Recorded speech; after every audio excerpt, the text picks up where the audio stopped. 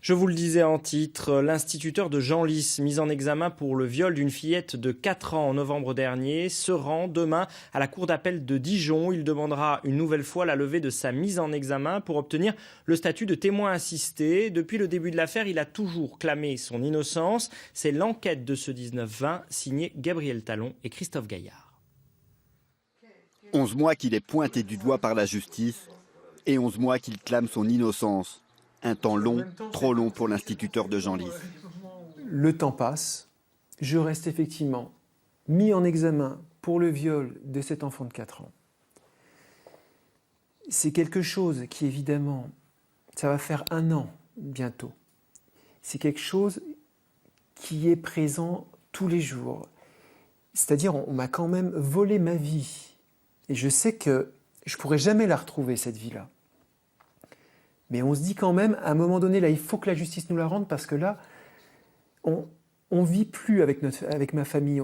On survit et on attend vraiment de passer à autre chose. Et on espère réussir à passer à autre chose. On espère que quand tout sera fini, on va réussir à passer ça, même si, comme je disais, je sais que je ne vais jamais pouvoir retrouver ma vie comme je l'ai eue auparavant. Ça, c'est fini. L'affaire démarre en novembre 2016. À l'école maternelle de Genlis, c'est le choc. Un couple porte plainte contre un instituteur. Il l'accuse de l'agression sexuelle de leur petite fille de 4 ans. Des examens médicaux confirment qu'il y a eu viol. La petite fille, à un moment donné, a dit des choses qui, bien évidemment, a interpellé ses parents, qui ont amené les parents à lui poser quelques questions et à entendre de sa part des faits qui pouvaient laisser penser qu'elle avait été agressée sexuellement au sein de l'école et par son instituteur. Les déclarations de la fillette, le principal élément de l'accusation. Un élément fragile selon l'association La Voix de l'Enfant, pourtant partie civile dans ce dossier. Au regard de ce qu'elle dit, on sent qu'il y a, on sent pas, on lit qu'il y a des mots qui sont induits, que la petite reprend, que la petite ne dit pas clairement, ne nomme pas clairement tout de suite, ou même si elle le nomme à un moment, elle revient. Donc, et ce qui est normal, elle a 4 ans. Elle a 4 ans, donc il est important aujourd'hui que l'instruction, et je le redis, aille beaucoup plus loin, reprenne tous les éléments, dont parmi eux cette audition de l'enfant, mais qu'il y ait aussi une recherche qui aille au-delà de celle uniquement, qui vise uniquement l'instituteur. En mars dernier, un autre élément accentue les doutes. Une expertise scientifique révèle la présence de sperme à l'intérieur de la tache de sang dans la culotte de la petite.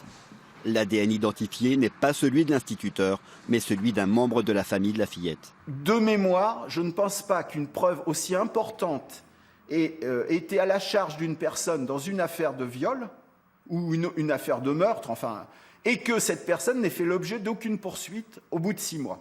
Je pense que c'est la première fois que ça arrive. Le parquet de Dijon précise qu'il suit de très près cette affaire et il se défend d'être focalisé uniquement sur la piste de l'instituteur. Lorsqu'on est mis en examen, donc ça veut dire qu'il y a un certain nombre d'éléments, mais ça ne veut pas dire qu'on est nécessairement coupable. Même si pour l'instant, lui, il reste mis en examen, ça ne veut pas dire que l'enquête se focalise uniquement sur lui. Bien au contraire, une enquête, c'est toujours des éléments objectifs et à tout moment, des éléments nouveaux qui peuvent être exploités sont amenés à élargir le champ des investigations. Si la justice s'interroge encore, eux n'ont plus de doute. Dans une salle de la mairie de Moret-Saint-Denis, où l'instituteur fut un temps directeur d'école, ils se réunissent pour organiser une action de soutien. Sur les 200 que compte le comité, une trentaine de membres sont présents, pour la plupart des instituteurs, mais aussi des parents d'élèves. Moi, je suis maman de 4 petites filles, enfin, la plus petite a 4 ans, c'est pour ça que je sais bien qu'on peut faire dire un petit peu tout ce qu'on veut à une petite fille de 4 ans, hein, je la preuve sous les yeux tous les jours. Hein. Mais non, moi j'ai rappelé pour savoir si Eric pouvait revenir donner des cours à mes filles. Enfin, je sais pas, j'imagine pas qu'il puisse être coupable. Donc voilà, je suis à 100% pour le soutenir. Des voix qui s'élèvent pour le défendre et depuis quelques semaines, un étau qui semble se desserrer. Aujourd'hui en liberté mais sous contrôle judiciaire, l'instituteur n'oublie pas les 4 mois de détention provisoire passés à la maison d'arrêt de Dijon. Cette cellule-là, je ne vais plus la quitter. Une fois que les détenus vont avoir identifié que je suis la personne dont on parle dans les médias, je ne peux plus sortir de ma cellule parce que Même dans ma cellule, on vient derrière pour me dire on va te saigner, on va te faire la peau. Ouais, la détention est extrêmement compliquée, c'est très très dur à vivre. J'essaye d'y penser le moins possible parce qu'on est dans un état où on a atteint le fond du fond. On oublie même la douleur que c'est parce qu'on a perdu tous ses repères, on n'a plus aucun repère. Une situation difficile à l'intérieur de la prison, mais également à l'extérieur pour sa famille. Mais tu l'as envoyé, en fait, là... On est sali par cette affaire. Je me sens salie, moi aussi.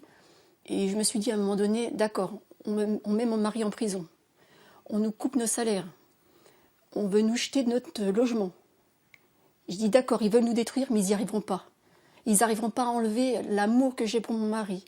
Et pour nos enfants, il faut qu'on soit fort. Voilà, c'est ce que je me disais. Ok, on veut nous détruire, mais ils n'y arriveront pas. La machine judiciaire s'est-elle emballée? Désignera-t-elle un jour un autre suspect pour le viol de la petite fille de 4 ans ou persistera-t-elle dans cette voie? La justice demande du temps, un temps insoutenable pour l'instituteur et sa famille.